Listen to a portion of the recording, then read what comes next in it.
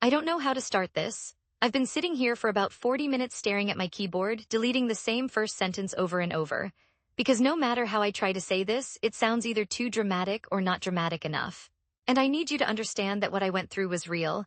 It happened to me, and for almost a full year I carried it completely alone. My name is Zenit, I'm 18 years old. And a year ago I discovered I was pregnant for the third time and I still had no idea who was doing it to me. I need you to sit with that for a second. 3 times. 3 separate times I woke up from what felt like a normal night of sleep, and something was wrong with my body, something was off. 3 times I made quiet appointments. 3 times I paid in cash. 3 times I sat in a cold doctor's office holding a paper report in both hands trying to breathe through the information printed on it. The third time I sat in that chair and I made a decision. I was done being a victim. I was going to find out who was doing this to me, and I was going to make sure they paid for every single second of it. This is going to be a long story. Some parts of it are going to make you uncomfortable. Some parts are going to make you angry. And if you make it to the end, I think you'll understand why I waited so long to tell it. Let me explain my life to you first, because context matters. My father is one of the wealthiest men in our city. I'm not going to say which city. I'm not going to be too specific about anything because this is still an active legal matter in some ways, and my lawyer would actually kill me if I gave away identifying details. But wealthy, genuinely, visibly, uncomfortably wealthy. The kind of wealthy where you have a family driver and a household staff and people who have known you since you were born who still call your father sir, even when he's in sweatpants. But my father doesn't live with me, he travels. Constantly. He has businesses in multiple countries, and the way our family works, the way it's always worked since my parents divorced when I was 6, is that I live primarily with my mother. And my mother remarried a man named Robert when I was 11. Robert is fine. That's honestly the most accurate word I have for him. Fine, he's not cruel, he's not warm, he's just this large, quiet presence in the house who watches sports on weekends and has opinions about cars that I have never once been interested in. Robert has 2 sons from his previous marriage. Marcus is 24. He lives in the house most of the time because he's between jobs, which has been the situation for about 3 years now. And then there's Daniel. Daniel is 21. He goes to university but comes home on breaks. And then there's the house staff, a driver named Faraz who has worked for the family since before I was born, 2 housekeepers, a part-time gardener. And a rotating list of my mother's friends, Robert's friends, my stepbrother's friends, college people, party people. Our house is one of those houses where there's always someone around. Always another person at the dinner table. Always a face you half recognize in the kitchen making coffee at 10 in the morning. I'm telling you all of this because every single person I just mentioned ended up on my suspect list. Every single one. The first time it happened, I was 17. It was during the summer. I had come home from a party not drunk. I want to be clear about that. I don't really drink, and I went to bed at a normal time and woke up feeling strange. Wrong, like something had happened to my body while I was asleep. I didn't have language for it then. I just felt like my body wasn't fully my own. I told myself I was being paranoid. Teenagers feel weird, bodies feel weird. I had exams coming up and I was stressed, and I probably just slept badly. A few weeks later, I was sitting in class and something came over me. Nausea, but deep. The kind that rises from somewhere below your stomach. I excused myself, went to the bathroom, and sat on the floor of a stall for about 10 minutes trying not to throw up. I bought a test from a pharmacy 3 towns over. I wore a hat and sunglasses like I was in a spy movie. At the time, I thought I was being ridiculous. The test came back positive. I was 17 years old, I had never willingly been with anyone, and I was pregnant. I still can't fully describe what those next 48 hours felt like. I think I went somewhere inside myself, like a system shutting down to prevent damage. I functioned. I went to class, I ate dinner, I answered when people talked to me, but inside there was just this horrible humming silence. I found a doctor 2 cities away, paid cash, got through it, told no one. I convinced myself it was a mistake, a fluke, something I couldn't explain and never would. I put it in a box in my mind, I sealed that box, and I tried to go on. The second time happened 4 months later. Same thing, woke up feeling wrong. The kind of wrong you can't explain to someone who hasn't felt it. A feeling of violation is the only word. Even when I didn't have proof yet, my body already knew. My body remembered the last time, and it was already screaming at me before I even took the test. This time I cried in the pharmacy parking lot for about 20 minutes before I could drive home. And this time something cracked open in me that I hadn't expected. Rage, not just sadness, not just fear, pure, clarifying, white-hot rage, because this was not a fluke, this was not an accident. This was not something I could explain away or put in a box. This was someone. A real, specific, living person was doing this to me deliberately, repeatedly, and I had no idea who they were. I saw our family doctor, Dr. John Matthew, for the second time. He's been the family doctor for as long as I can remember, delivered me technically, or at least was present. He's in his 60s, quiet, careful, and he's one of those people who has a way of making you feel like whatever you tell him is the most normal thing he's ever heard. When I sat across from him and told him what was happening, not all of it, not the details, just enough, he didn't react the way I expected. He didn't look shocked. He looked something worse. He looked worried. "Zenit," he said very quietly, "have there been any other symptoms, anything you might have dismissed?" "Like what?" He was quiet for a moment, and then he said something that changed everything. "Like waking up and not knowing how you got to sleep, or feeling foggy in the mornings in a way that doesn't clear, or," he paused, "feeling like you've lost time." I stared at him. "Yes," I said. "All of that." He looked at his hands. He was quiet long enough that I started to feel the room tilt a little. "I think someone may be putting something in your food or drink," he said. "Something that renders you unconscious or removes your ability to form memories of what's happened." And there it was, said out loud by a doctor in a quiet office. Something I had been afraid to let myself think. Someone in my life was drugging me. By the time the third pregnancy happened, I had been quietly documenting everything for months. I kept a journal that I hid inside the lining of one of my winter coats. Every time I felt foggy or wrong, I wrote it down. The time, what I had eaten, who was in the house, what had happened the day before. I wrote it all down in handwriting so small it looked like insect tracks on the page. And I had been paying attention. Really, actually paying attention in a way that I had never been trained to do. I started noticing things, like the way Marcus would be very present in the evenings when I was home. How he always offered to bring me a drink if I was in the common areas. How he would sometimes sit near me in the living room watching TV when before he had never really paid me that kind of attention. I noticed the way he would occasionally touch my shoulder when he passed by me, just brushing it like it was casual. I noticed Robert's business associates who came to the house. Some of them I barely knew. Some of them had been around for years. I noticed the driver, Faraz, and how he always knew my schedule without being told. I noticed my own college professors, the male ones, the ones who sometimes lingered when I stayed after class with questions. I noticed everyone, and I hated it. I hated that my mind had become this constant machine of suspicion, that I couldn't have a normal evening in my own home without cataloging every person's movements. I was 18 years old and I was running what amounted to a surveillance operation out of my own bedroom, and the worst part was that I couldn't tell anyone. Because the person I was looking for was inside this circle, inside this life. Telling anyone risked alerting them. The third report came back on a Tuesday morning. I held it in the doctor's office, a different office, someone I'd found through a research spiral at 3 in the morning, and I read it and I did not cry. I had moved past crying by then. I just sat there and I felt something solidify inside me. This ends now, I thought. Whatever it takes, this ends. I want to talk about Dr. John Matthew for a second. I know how this sounds. The family doctor, the trusted person, the man who has been in your life since birth. In a story like this, that sounds like a red flag, and I would be lying if I said I didn't notice that. But let me tell you what Dr. Matthew actually did, because I think it matters. When I came to him after the second incident, he could have reported it. He could have told my parents. He could have handled it in any number of ways that would have made his life easier and possibly destroyed mine. Instead, he told me that whatever I decided to do about it, he would help me. He helped me pay for the procedure I needed out of his own pocket, and he helped me do it quietly and safely. He helped me understand what might be happening to my body. He also, without being asked, started running quiet blood work on me during routine checkups, looking for residue of sedatives, looking for anything that might give us a chemical fingerprint of what was being used. He was my partner in this investigation before I even had the language to call it that, but I am going to be honest with you. At a certain point, when I had tested everyone else I could think of and come up empty, I looked at Dr. Matthew too. I looked at everyone. That was the rule I made for myself. No one gets a pass because they feel safe. No one gets a pass because you love them, because whoever this was, they felt safe to me too once. I found a way to get a sample from him without his knowledge. I won't say how. I sent it to a third-party lab. I waited. It came back negative. I felt so many things at once when I read that result. Relief, obviously. But also something else. A strange, hollow guilt about having suspected him at all. And underneath that, something that scared me more than either of those feelings. I had tested everyone and nothing matched.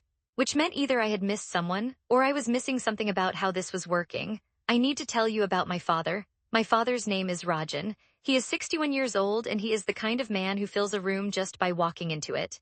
Not because he's loud, actually the opposite. He's very quiet. He's the kind of quiet that commands attention.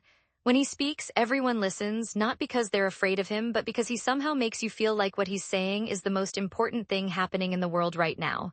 He and my mother split when I was young and it was not pretty, but they found their way to a civil arrangement over the years for my sake. He pays for everything in my life, my education, my car, my expenses. He sends money regularly and checks in by phone twice a week without fail. He is not in my daily life, but I want you to understand that he is not absent either. He is my father in every real way, just not in a geographical one. I called him about 6 months into my investigation. I didn't tell him everything, not yet, but I said, Baba, I need to ask you something seriously. If something was wrong in my life, really wrong, would you want to know? There was a pause on the other end of the phone. Then he said, Zenit, when have I ever not wanted to know? I'm going to tell you some things, I said. And I need you to not react immediately, I need you to just listen. And he did. I told him some of what was happening, not all the details, not the pregnancy, not yet. But the suspicion, the feeling that something was happening to me in my own home, the fact that I was investigating. There was a long silence after I finished. How long? He asked. Almost a year. Another silence. When he spoke again, his voice was different, quieter in a different way. Tell me what you need, he said, just that, not panic, not an explosion, not a helicopter flight to come fix things, just tell me what you need. I need access to resources, I said, better labs, more private channels, and I need someone with money who can make things happen quietly. Done, he said, that one word, done. My father is not a man who makes promises he doesn't keep. I want to talk about Daniel, my stepbrother, the younger one, 21, at university, because I think most of you probably assumed, reading this, that Daniel was a suspect. The stepbrother living in the same house. He fits a certain profile in these kinds of stories. And yes, he was on my list. He was on my list for a long time, but here is what happened. About 8 months into everything, Daniel came home for a university break. And I was sitting at the kitchen table one night very late, maybe 1 in the morning, going through some of my notes, and I didn't hear him come downstairs. He stopped in the doorway and looked at me. What are you doing? He said. I closed my notebook fast. Nothing, couldn't sleep. He went to the fridge, got a glass of water, stood at the counter. He looked at me for a long moment. Zenit, he said, are you okay? Like actually okay? I'm fine, you're not fine. He said it simply, not mean, not pressing, just observing. You've been not fine since I got back. You look at everyone like you're calculating something. I stared at him. You're not sleeping right, he continued. You're barely eating at dinner, you disappear for hours and no one knows where you are. I've been noticing. I'm handling something, I said carefully. Can I help? No, he nodded, he didn't push. He just set his glass in the sink and said, I'm here if you change your mind, and went back upstairs. I sat there for a long time after that, and then I pulled out the DNA file I had on him. Negative. His result had come back negative 3 months earlier. And something about the way he'd just spoken to me, the way he looked at me with actual concern and didn't demand anything and didn't try to get close, something about that made me feel, for the first time in a long time, like I wasn't completely alone. The next evening I knocked on his door. Sit down, I said, I need to tell you something. His face went very still. How bad is it? He asked. Pretty bad, I said, and I told him everything. Watching Daniel's face while I talked was one of the hardest things I've ever done. He didn't interrupt me. He's not someone who interrupts. I've always noticed that about him. He sat on the edge of his bed with his elbows on his knees and his eyes on the floor, and he just listened, all the way through until I was done. When I finished, there was a long silence. Then he put his face in his hands. Daniel, give me a second. I gave him a second, 2 minutes maybe. He sat like that, face in his hands, not moving, and I didn't say anything. When he looked up, his eyes were red. Who have you tested? He asked. His voice was very controlled, like he was working hard to keep it that way. Everyone I could access, I said. Your father, Marcus Faraz, the professor who gave me an uncomfortable feeling last semester. Dr. Matthews' regular house call patients who interact with me, my father's business associates who visit, everyone. All negative, all negative. He was quiet again. Then, who haven't you been able to access? I had a list. I showed it to him. He looked at it for a long time. His finger stopped on one name, then moved down, stopped on another. These two, he said. I know these two. I looked at where his finger was. The first name was a man called Vilas. Dr. Matthews' younger brother. He was in his early 40s, came around the house occasionally as Robert's friend. Robert and Vilas had some kind of business connection, the kind of vague business connection that adults have where you're never quite sure what it is. He was charming in a practiced way, the kind of charming that leaves no memory but is always around. The second name was a younger man, Arjun, Dr. Matthews' son. He was 23. He was Marcus's friend. They'd gone to school together, played sports together. He came to the house sometimes on weekends. I had seen him dozens of times. He was quiet, unremarkable, always just sort of there on the periphery of whatever Marcus and his friends were doing. You haven't been able to get samples from either of them, Daniel said. No, they're not household. They come and go. I can't get close enough without it being obvious. Daniel set the paper down. He looked at me very directly. I can, he said. I want to be careful about how I describe what came next because I don't want to get anyone in legal trouble, including myself, by being too specific, but I will tell you the broad strokes. Daniel had access to both men that I didn't. Arjun was Marcus's friend, but he was close enough to Daniel's age that Daniel could move in those circles without it seeming strange. And Vila's Daniel had always had a different relationship with Robert's friends than I did. He was the stepson, he'd been around longer, he knew how to be present without being noticed. Over the course of about 3 weeks, with my father's resources and Dr. Matthew's laboratory contacts, we arranged for samples to be collected and tested. I can tell you that I barely slept during those 3 weeks. I can tell you that I went through periods of being absolutely certain I was wrong about these two men, that I was a paranoid teenager who had been through something traumatic and was now building elaborate conspiracy theories, that I was going to destroy lives over nothing, that I was going to be wrong and the real answer was going to turn out to be something else entirely, something I had never thought of, and I would be left with nothing. I can also tell you that there were moments during those 3 weeks where I would be doing something completely normal, sitting in a lecture, eating breakfast, sending an email, and a memory would surface out of nowhere. The feeling of waking up wrong, the feeling of knowing, and those moments would remind me that I was not wrong, that something had happened, that something real needed to be answered for. The morning the results came back, I was sitting at my desk. Dr. Matthew called me. He didn't say anything for a moment when I answered. "Zenit," he said finally. "Which one?" I asked. My voice came out very flat. Another pause. "Both," he said. "I need you to understand what that word did to me. Both, not one person acting alone, two people, two men who had been in and out of my life, in and out of my home for years, who had sat at my family's dinner table, who had made small talk with my mother, who had known each other. Of course they had known each other. They were connected through the same family, the same social network, and who had at some point in some conversation I would never know the details of, decided to do what they did." I sat at my desk for a very long time after I hung up, then I called Daniel. "Both," I said. There was a sharp intake of breath on his end, and then quietly, intensely, "Okay, what do you want to do?" "Here is what I decided. I decided that going to the police was not enough. I know how that sounds. I know some of you are reading this and thinking, Zenit, that's what the police are for. Why would you not go straight to the police?" And I understand that reaction. I genuinely do, but I need to explain something about my situation. When you are from a family like mine, privacy is not a luxury. It is a survival tool. The moment this story becomes public, the moment the words "wealthy girl" and "pregnant" and "drugged" appear anywhere near each other in a news report or a courtroom document, every aspect of what happened to me becomes public property. My body becomes a story that strangers argue about online. My family's name becomes a talking point. My mother would be exposed to questions she doesn't know the answers to yet. And Vilas and Arjun, who clearly had resources of their own and connections through Robert and Dr. Matthew's family, would have lawyers working to discredit me before the first hearing even happened. I had been silent for a year.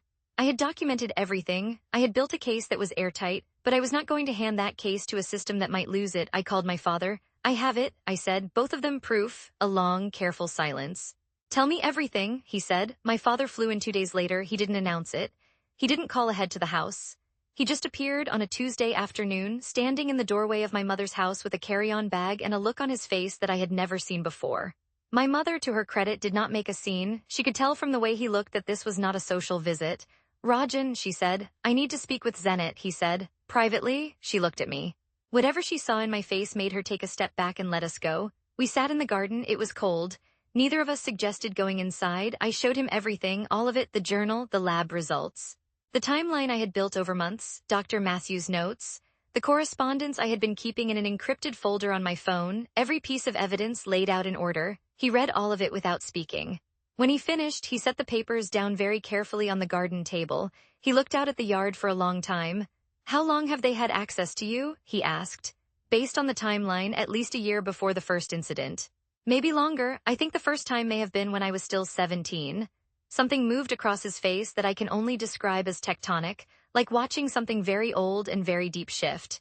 "They will not walk away from this," he said. "I want you to know that." "I know," I said, "but I need you to hear what I want because this is my choice." He turned and looked at me. "I don't want my name in this," I said. "I don't want my mother involved until it's over. I don't want a public case that turns me into a victim in a newspaper. What I want is for these two men to be destroyed in every way that matters. Their reputations, their freedom, their futures. I want it done surgically and I want it done completely. And I want it done in a way that doesn't require me to sacrifice my privacy to make it happen." My father looked at me for a long, long time. "When did you become this?" he asked, not accusing, something softer than that. A year ago, I said, when I had no other choice. He nodded slowly. Okay, he said, tell me how you want it done. I want to tell you about the conversation with Dr. Matthew. Because this part is important and I don't want to skip it. He called me about a week into the planning phase. He said he needed to see me. When I arrived at his office, he looked like he hadn't been sleeping. I have to tell you something, he said. Okay? He was quiet for a moment, turning a pen over and over in his hands. I suspected Vilas, he said, not specifically, not with evidence. But there was something, a pattern of behavior, something he said once at a dinner that I couldn't stop thinking about. I should have said something sooner. I should have raised it with you. I looked at him. Why didn't you? He let out a breath. Because it was my brother, and because I told myself I was projecting. I told myself I was paranoid. I told myself that whatever instinct I had was wrong because believing it was right would mean accepting something about my family that he stopped. It would have been easier if I was wrong. The room was very quiet. I was wrong to not say something, he said. I am telling you that clearly, and if you need me to be part of whatever happens next as a witness, as someone who provides formal documentation, whatever you need, I will do it. I looked at this man who had known me my whole life, who had delivered me into the world and watched me grow up and who was now sitting across from me carrying his own weight of guilt about what his brother had done.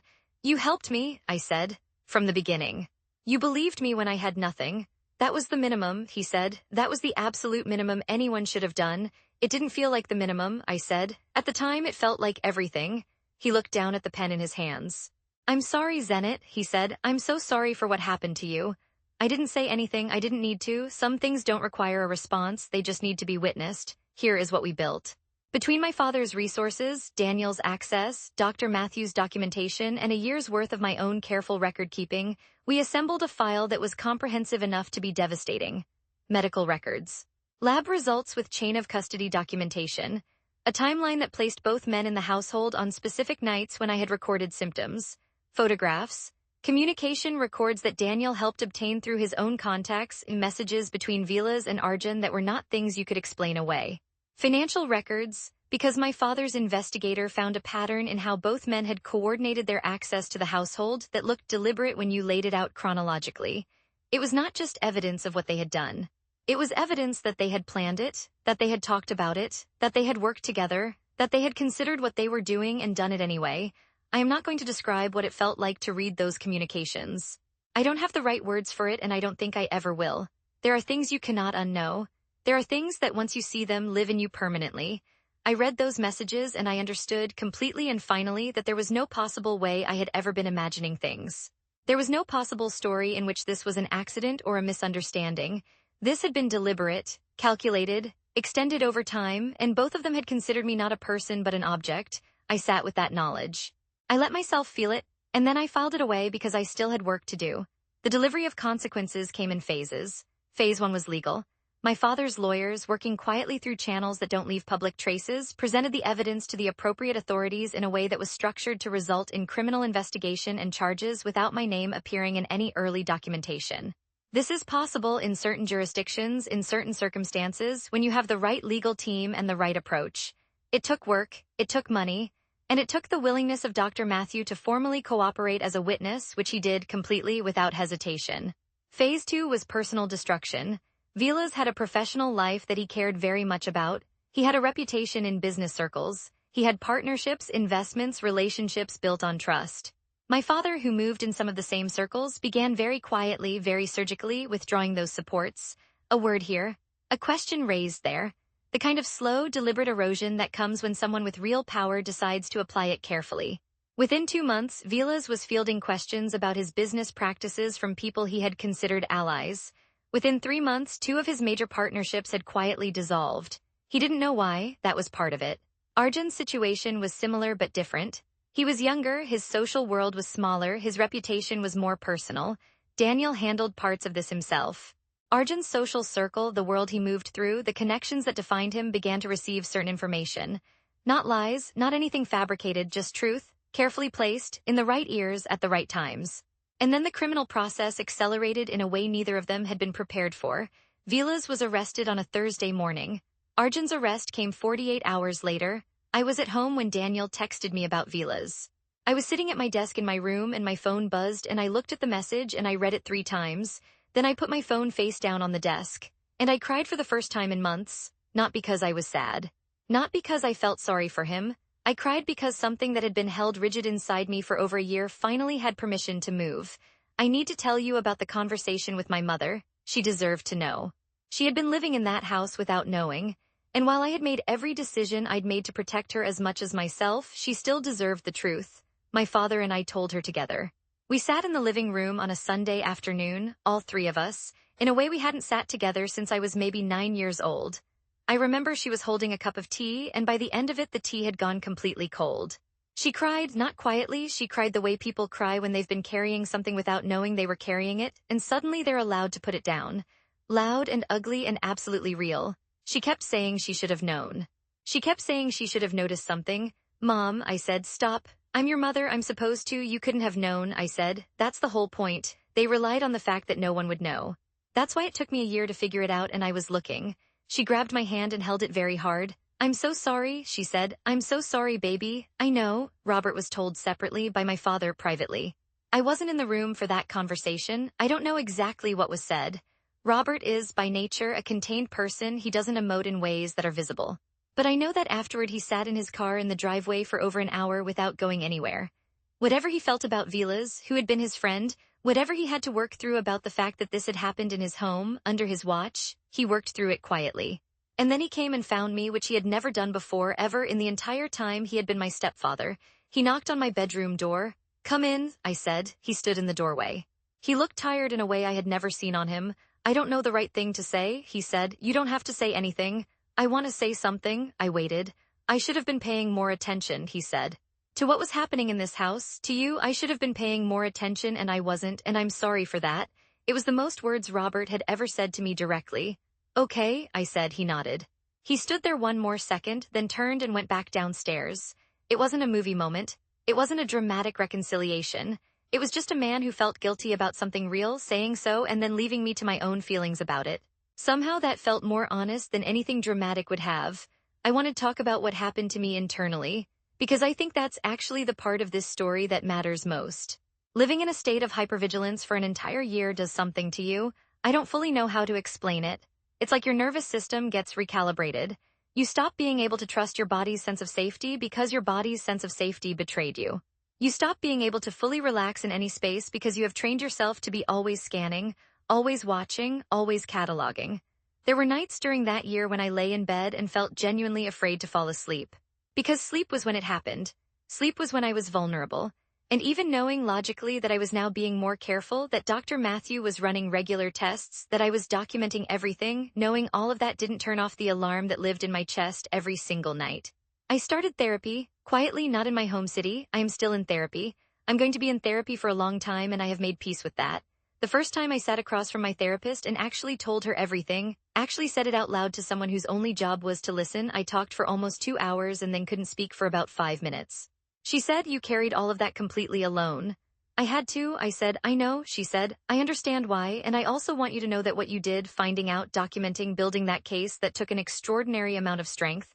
It didn't feel like strength, I said. It felt like survival. Sometimes those are the same thing, she said. I've thought about that a lot since then. The legal case is ongoing. I'm not going to give details that could compromise it. But I will tell you that both men have been charged. Both have been formally accused of serious crimes. Both are no longer moving freely through the world in the way they were before. Vilas' professional life is in ruins. The charges alone, even before any verdict, have been enough to collapse the house of cards he built his reputation on. The people who once called him a trusted partner are now publicly distancing themselves. His name has become something people avoid in rooms where money moves. Arjun has lost his social world entirely. The carefully placed information, combined with the charges, has meant that the circles he once moved through have closed to him. Some people he considered close friends have come forward voluntarily to provide statements. That last part I did not expect, but it turns out that when you lift a curtain and show people the truth, some of them find their conscience quickly. I don't know what the final sentences will be. I don't know when this will be fully resolved in the legal sense. I may be waiting years, but here is what I know. I know what happened to me. I know who did it. I know that it is documented, verified, and in the hands of people whose job it is to make sure it is answered for. And I know that I found that out not because someone rescued me, but because I decided one morning in a cold doctor's office, holding a paper report in both hands, that I was going to find out no matter what it cost me.